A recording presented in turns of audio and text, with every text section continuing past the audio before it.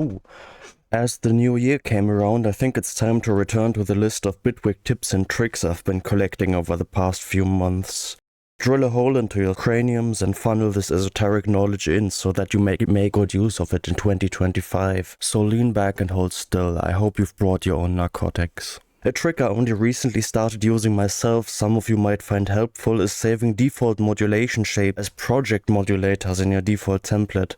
Bitwig doesn't yet have a default system for modulators, so you often need a certain setup of a modulator like random. You will need to create it from scratch every time. One way to speed this up is to save often used modulator setups in the project modulators of your default project. This way you'll be able to just copy them over whenever you need them. The two main ones for me right now are random modulator with some preset smoothing and time sync, and a curves modulator that doesn't have that horrible default shape in it. Automation in almost every DAW has a little problem, because plugin automation messages can only update once every buffer cycle.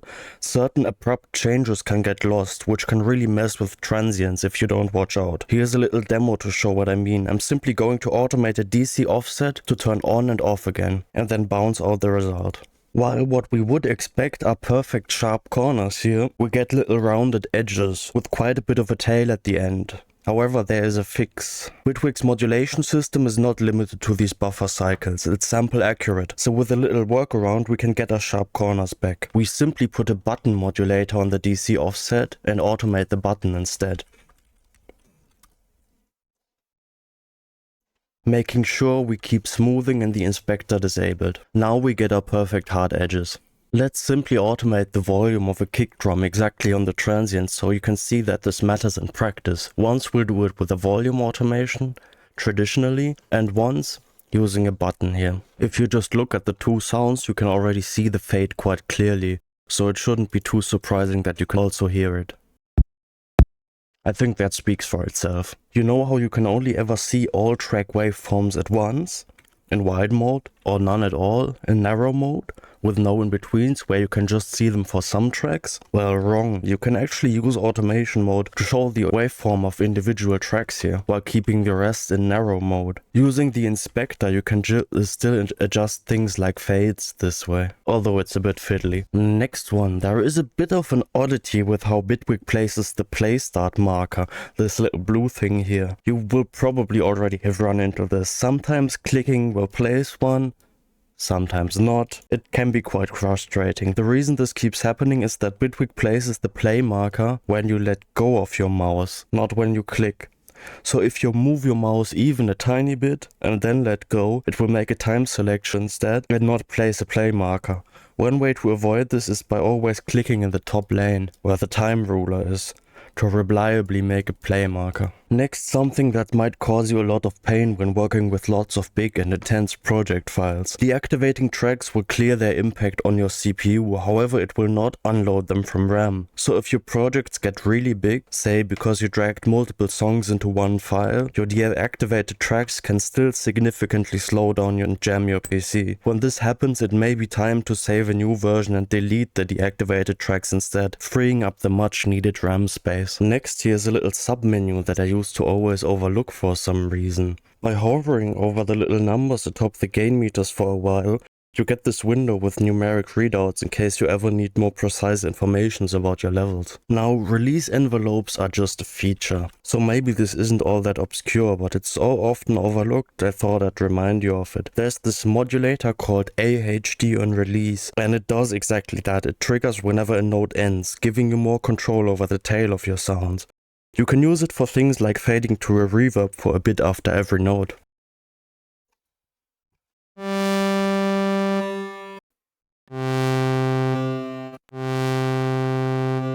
Or creating a hard cut followed by a tail when you let go of a key.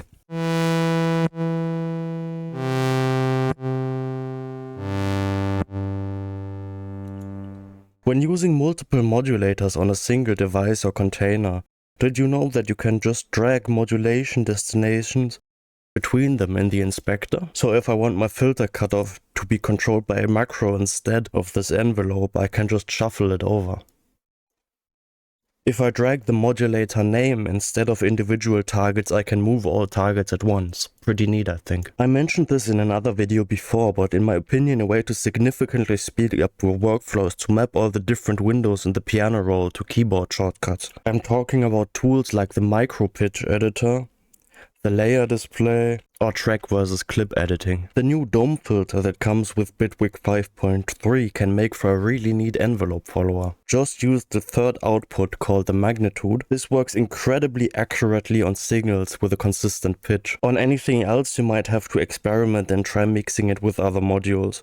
If you want to learn more about how it works, look up the Hilbert transform. If you're somewhat familiar with complex numbers and the maths around them, it's pretty interesting stuff. Now here's a weird one. There's a hidden settings menu. Like literally, the way to find it is really strange. You go to your shortcuts, search for show advanced settings and map that to a key. By default this won't be mapped to anything, so you'll have to change that.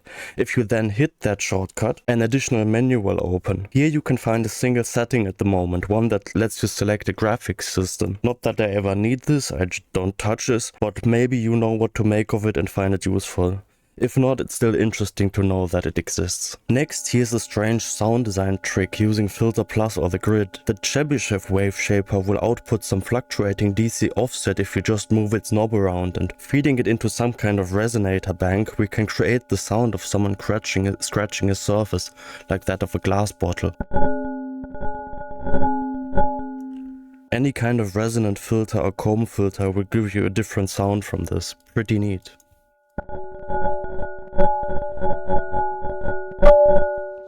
Next, here's a little trick for custom UIs. You can use the audio rate modulator to create these kind of mini oscilloscope and just use them as visualizations for your racks, for example in this case my transient shaping rack. So I've just got one before that I've routed to a tool before the chain and then an after scope, and I can quite clearly see the difference this rack makes just using these tiny little oscilloscopes here. These last two tips are more workflow considerations than anything else, but I think they're quite useful. So if you use parallel chains in FX layers and intend to bounce your track, sometimes it can actually make a lot of sense to solo these chains and bounce them to two different tracks.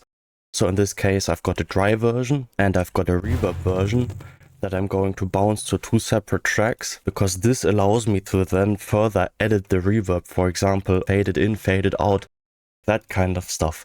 And kind of in that same vein you can actually get a lot of control over things like drum samples if you simply put on a multiband FX and instead of bouncing out the snare as such, you bounce out all the three different layers, and then you can separately, using audio fades, edit the envelopes using the lows, mids and highs of your snares. So you can see we've got the fundamental here, and this will sound identical if I've got all the three layered, but then I could shorten the fundamental, shorten the tail, fade in the highs, that kind of stuff. Gives you a lot more control. Neat little trick. Now one last thing, I'm doing a New Year's sale. All my courses will be for $9.99, so about 80% off depending on the course. 50% off on private lessons, 50% on my sample packs and presets, grid presets and so on my Gumroad. Code TNE 2025. Date 10th to the 15th of January 25. So if you're interested in getting any of my courses, like the grid course, the drum course, the vital sound design course, whatever, or the audio FX course, if you're interested in trying out private lessons, there'll be $20 during this sale. So I hope to see some of you there, interested in getting some sample packs, all of them with this course, these dates. Maybe you're interested. Either way, thanks for watching.